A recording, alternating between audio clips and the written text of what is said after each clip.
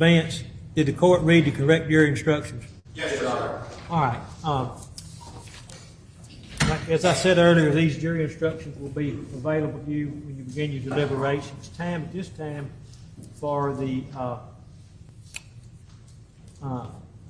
closing arguments in this case. When we start here, we're probably going to be probably an hour and 10 minutes for the first two rounds anyway. If you don't think you can stay that long, once we begin the closing arguments, I don't want anybody coming and going or moving around in the courtroom, okay? All right. Y'all got the door back there. Don't let anyone in once we start these closing arguments. I'll take a break after the defenses have to let anybody come and go that wish to, okay? All right, you may argue for the state, and here's your instructions if you want them, okay? Let me get my card. Ladies and gentlemen, good morning.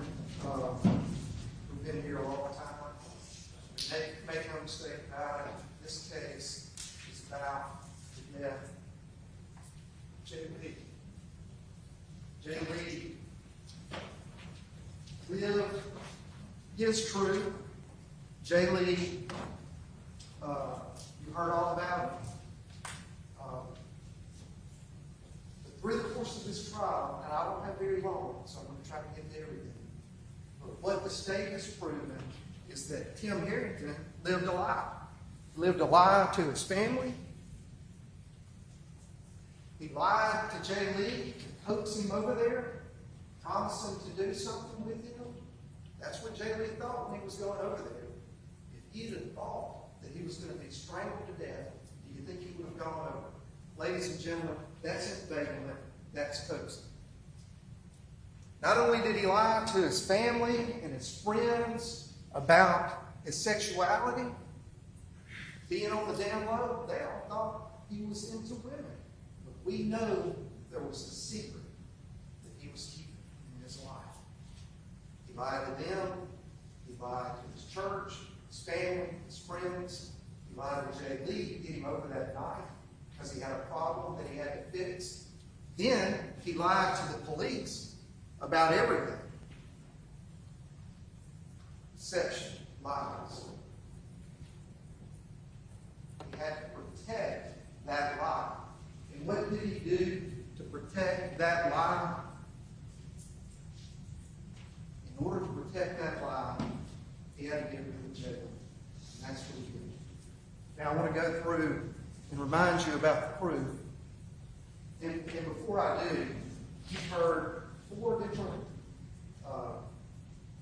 you've been instructed on four different crimes. Capital murder, first-degree murder, second-degree murder, and manslaughter. Manslaughter and second-degree murder is negligence. The actions that were taken by Tim Harrington to protect his lies is not negligence. Those don't apply. Mr. Horan said that we were going to offer all those and throw it all against the wall and hope something sticks. That's not what the proof is shown, and that's not what we've attempted to do. This is capital murder. That's committing murder in the commission of kidnapping. And I can tell you, in kidnapping, embezzlement, where it says, you read about confining someone against their will, you heard another instruction that said that can be a bait and switch. Coaxing someone over is a deception, insincerity. That's what happened. That's what we proved. Now, earlier in the trial, when it first started, we put on a series of witnesses that told you about Jay Lee, about his life, about the truth he lived. When he was alive, he was on social media, he dressed fashionably, his life was vibrant. And how do we know that he is dead? Because the signs that his death left behind. You heard from Jennifer Buford. If you remember, she was the University of Mississippi advisor for his internship. He said that he had graduated. He he graduated in social work, and that he was involved. That's the last thing to consolidate that degree was to complete that internship. And she told you that she had a lot of contact with him, and then it was stopped. She was like, that's not normal. You heard from Jose Reyes. He described how that they were good friends, that they had the same interests, they gone to see area and learned it, that he was living his truth, that he was unapologetically fashionable. He talked to you about that there were things that he loved. He loved his Pomeranian. I don't know if you recall, but he had a Christmas card that he had done with his Pomeranian where they both dressed up in pajamas. He had things that he loved, interest. He was vibrant and happy. You heard Khalid Fears talk about his relationship just within the time they met at the park until July 8th when he heard from him that morning. He described him as vibrant and happy. That he, didn't plan to go anywhere, and he was not depressed. He was not dealing with any psychological issues. And then you heard from Stephanie Lee. And if there's one thing that the state has proved beyond a reasonable doubt through Stephanie Lee is that she knew that her son was dead. Because on July the 8th, 2022, it was her birthday. And you heard about their relationship. They spoke multiple times a day, morning, or lunch break, and at night. And this was her birthday. She woke up at 7 o'clock that morning to a message that Jay Lee posted earlier in the morning and said, "It's your birthday." You can tell from her testimony about her son that her son loved her. She loved him. They had a special relationship. And she said he wasn't planning on going anywhere. If he had planned to go somewhere, she would know about it. You heard testimony from all these witnesses about things that he cared about. He cared about his car. It was a unique car. He loved it. Had, the Ford Fusion 2014 with the gold stripe on it. It was unique.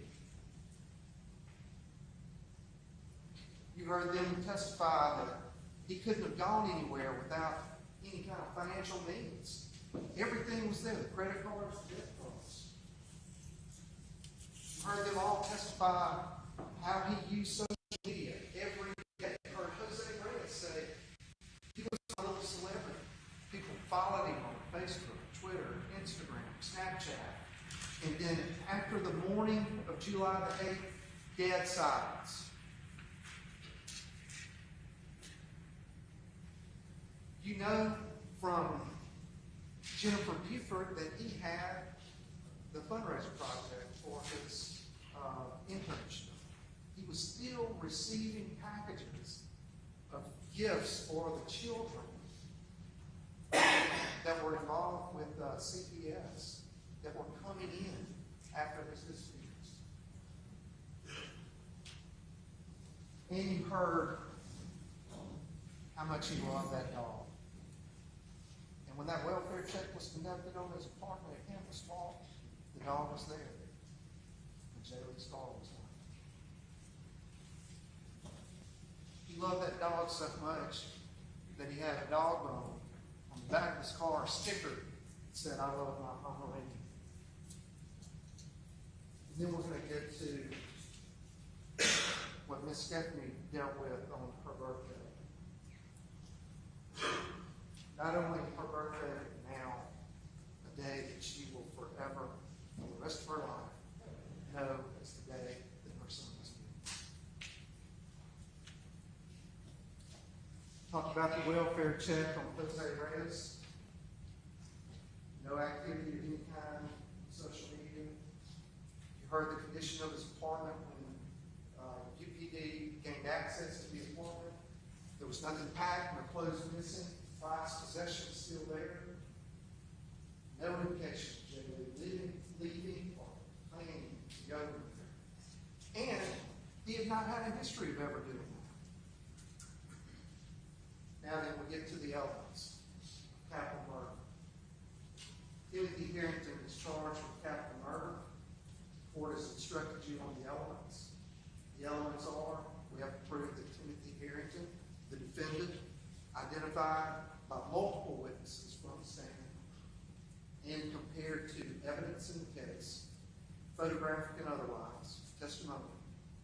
If you recall the video surveillance from Molly Bar trails of the individual with the hoodie coming out, and then moments later, the video surveillance from Rockets, Keziah Carter said, that was Tim Harrington.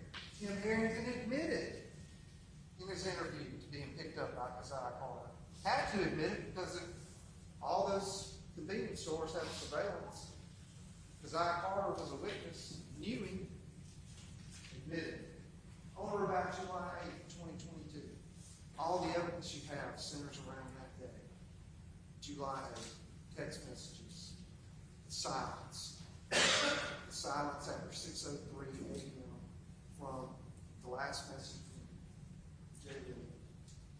In Lafayette County, Mississippi, you heard the chief of police say that all of that evidence within that period of time occurred at Lafayette Police.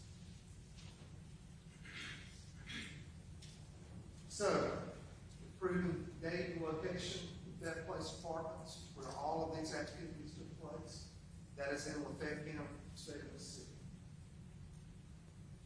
So we've proven that. Proven Lafayette County. The killing of Jay Lee, that's a lot of evidence. That you have to take into account all of this. And you begin with what? You begin with Timothy Harrington had a problem. What was that problem? Jay Lee says in the message, I just wanted to be able to say I had you on the down low. And he left because of a disagreement. When he left after that first meeting, Jay Lee was not happy.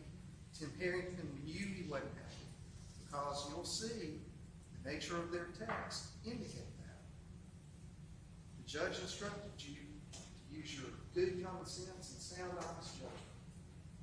And that's what it's talking about. All your life experiences collectively to be able to evaluate what this conversation is about.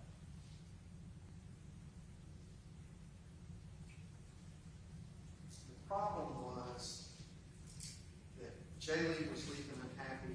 He was living this life loud and proud. Timothy Harrington was living a lie. All of that was in jeopardy. Just graduated, had plans to be somebody. Had plans to be somebody. He didn't want anybody to know his secret.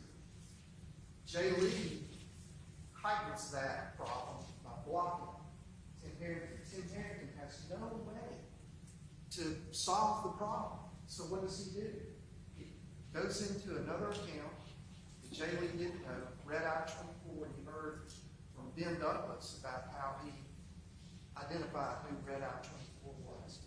Major break in the case. Access Jay Lee's account and sees these messages coming in on Jay Lee's Snapchat.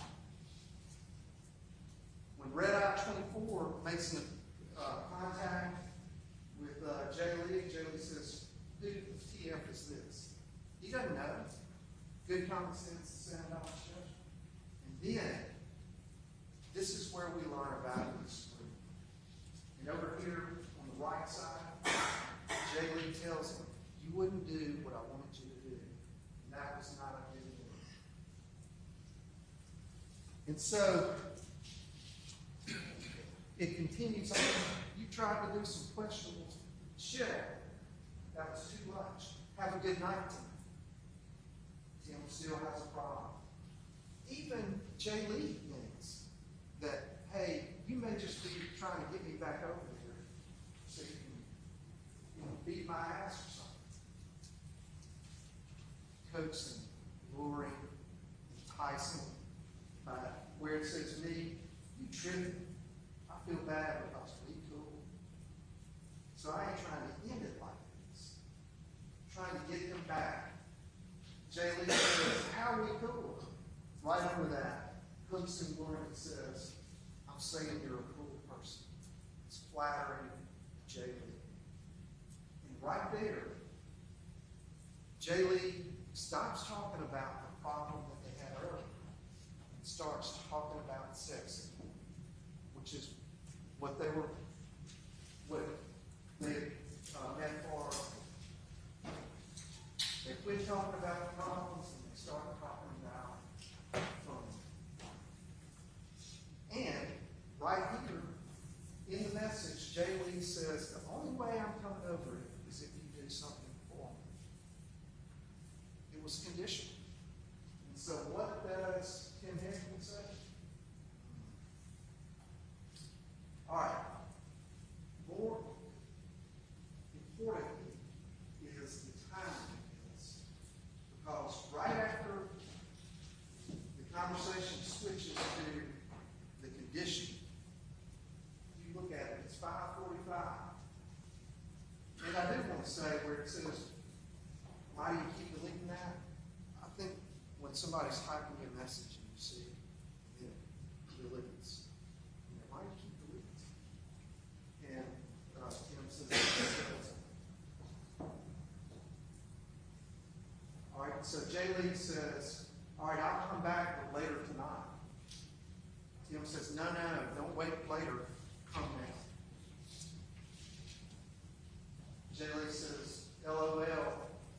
In response to Lori coaxing insincerity, right there on the bottom right of the message, possibly later tonight, Tim Harrington, LOL.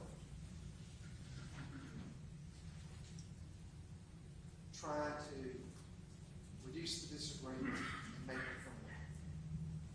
Jay Lee responds with LOL. Then at 5:54 a.m., Jay Lee says, I'm coming over. I'm going to come over at 5:54. That's consistent with the campus walk video reports where we see Jay Lee leaving in the road with his key and stuff. Then, after 5:54, we know what Jay Lee's doing. What is Tim Harrington doing? Tim Harrington is searching. How long does it take to strangle someone? Right after this conversation. And then right after that, he talks about what he does for testosterone. That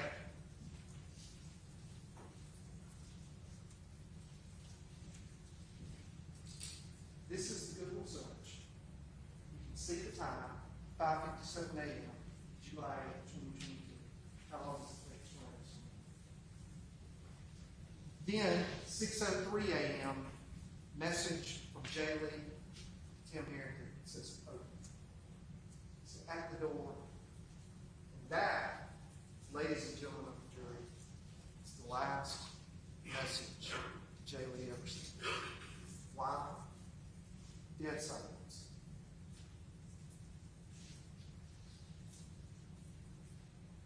Now, Tim had a problem. Jay Lee blocked him. Red Eye 24.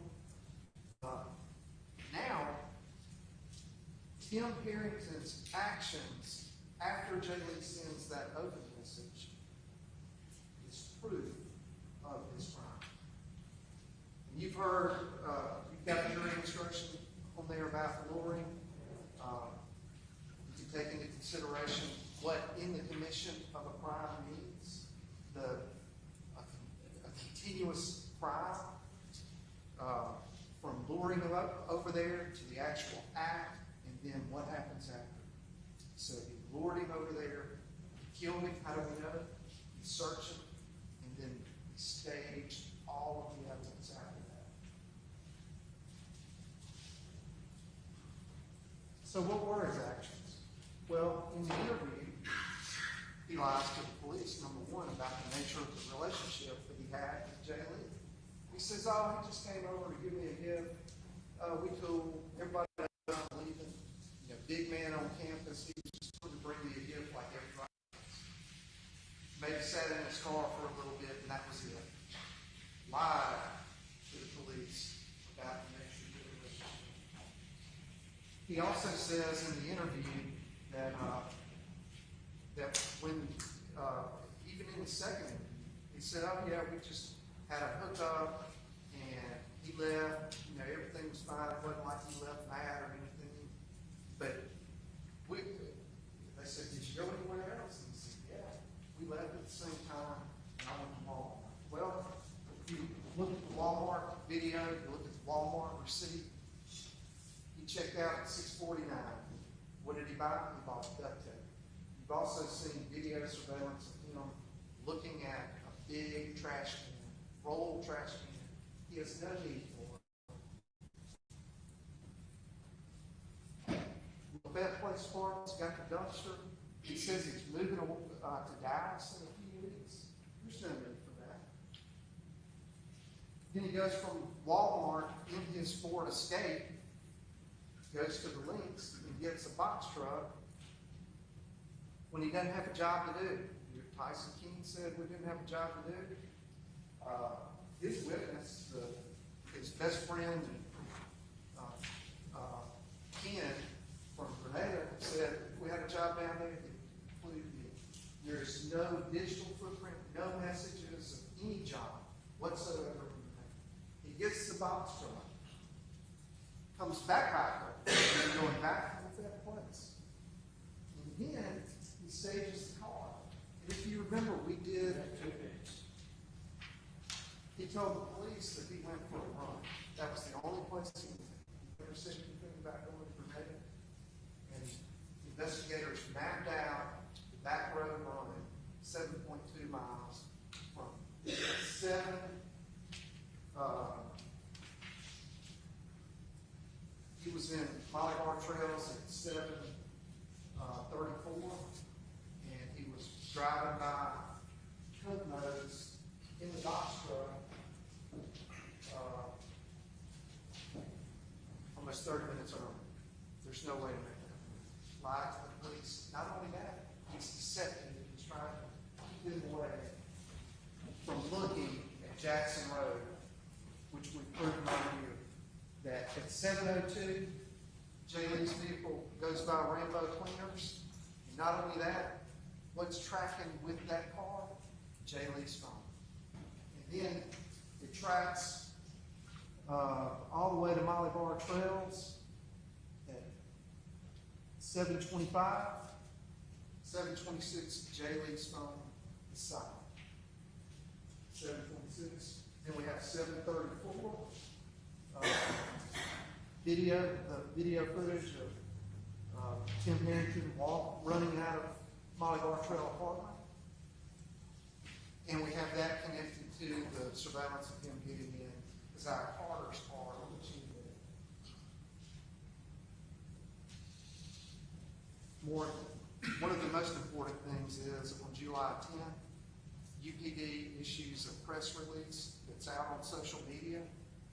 And if you look on the right side of that screen, Tim Harrington searches Molly Bar Apartments. In that press release, Molly Bar Apartments is not mentioned. Not only that, law enforcement is not even aware that Jay Lee's car is at Molly Bar Apartments. But Tim Harrington is. He's already searching. Then he searches the Allie Costiel case. And then searches for Tony Freeze.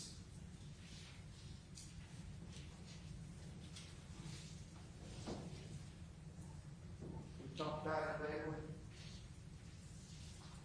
And throughout the next few days, he searches Jimmie Lee, body found in water.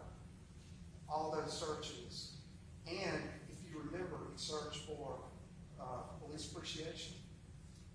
If you remember that during this time that he's doing those searches about Jay Lee, Jimmie Lee, but he never contacts the police to tell them, hey, you know what? If he really appreciated the police, he would give them the information. You know why he didn't? He was being deceptive.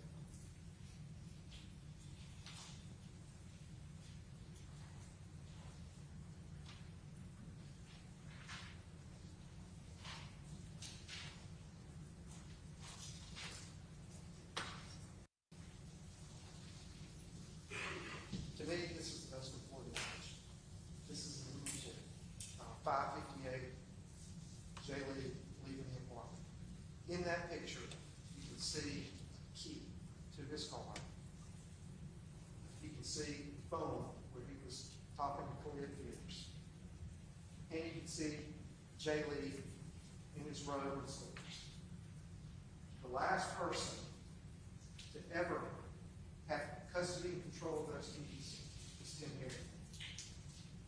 The last person to have custody and control of that phone is Tim Harrington. You know that by tracking that car, Molly Bar Trails Park, where that phone goes there. We know that key was there because you had to have the key to drive the car there. The last person to ever have his hands on Jay Lee is Tim Harrington. And you know what? Because of Tim Harrington's actions, nobody was able to find the key, phone, or Jay Lee. Because Tim Harrington didn't want to. And I submit to you that he should not get the benefit of getting rid of those keys. He should not get the benefit of getting rid of that phone. He should not get the benefit of getting rid of Jay Lee's body. Ladies and gentlemen, proving our case beyond a reasonable doubt. And we're going to ask you to go back in the jury room, do your duty, and find Tim Harrington guilty of capital murder and ending Jay Lee's life to protect his own future. All right, you ready? You may. What now? All right, don't take a minute. And if you take a minute, set that computer up. If anybody needs to leave now, they can do so while they're or come in now. They can do so while they're shutting the computer up. But if you leave if the door's shut when you come back, you just out.